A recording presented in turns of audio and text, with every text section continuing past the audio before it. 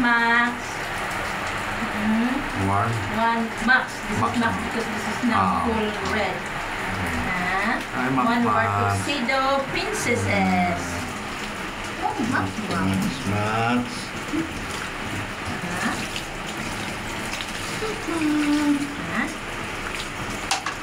First bath of Max in our home. Hi. Same reason we need to do this because we are suspecting of them having some ticks and lice on their body because on this part is getting lighter and thinner. Mac.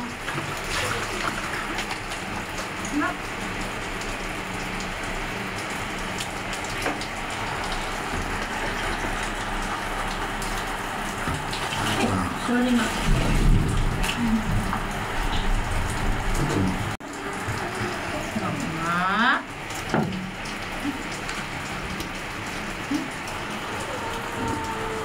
Oh, so time of Mac.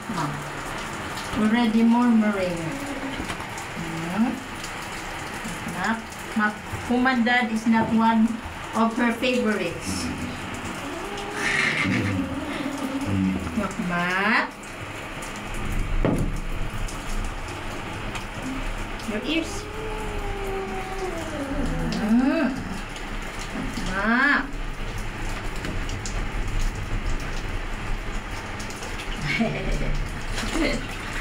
You've got such beautiful eyes, Makma.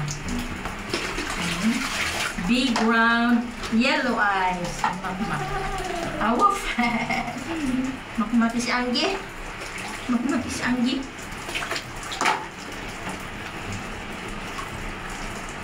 Makma. Almost finished.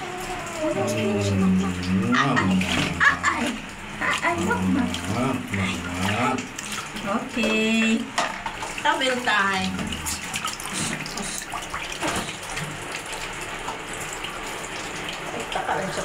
Towel time. Towel time of beautiful tuxedo girl, Makmat. Towel time.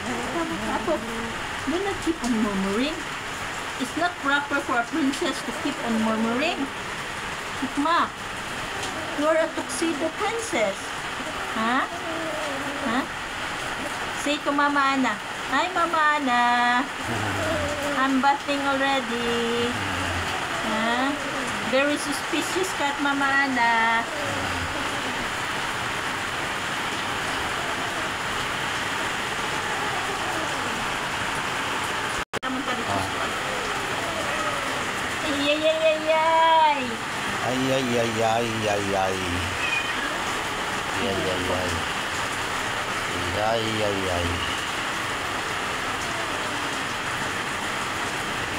Makmak.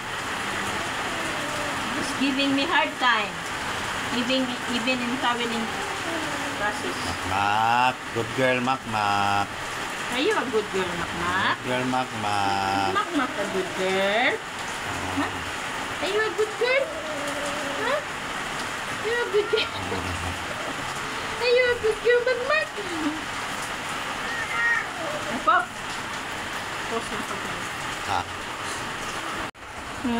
That's Max after bath, hiding under the table. Makama, licking herself. They don't believe in having bath by us humans.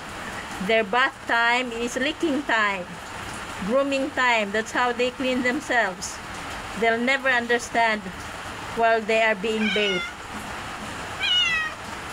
Mac? What do you want? What do you want, Kuya Papaon? One more maybe. One more maybe next. Supposedly one more will be the next. But we are having hard time catching her. So we'll be, whenever she's available, she'll be always the next. Makmak. Makmak. Hi, Makmak. Hi, beautiful dodo. There's your tuxedo. There's your white inner part of your tuxedo, Makmak. Makmak.